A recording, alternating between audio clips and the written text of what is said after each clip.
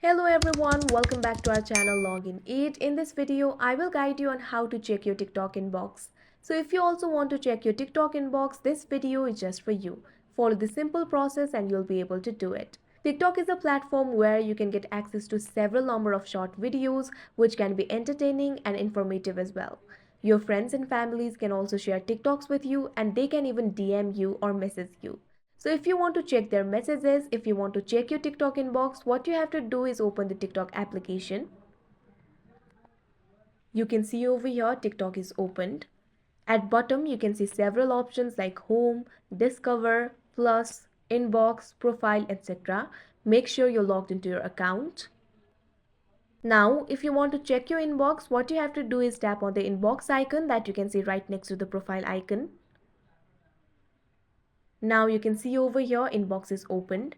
Now if anyone sends you message, you'll be able to see their message right over here. So that is how you check your TikTok inbox. I hope you found this video helpful. Thank you for watching. Make sure to like, share and subscribe to our channel.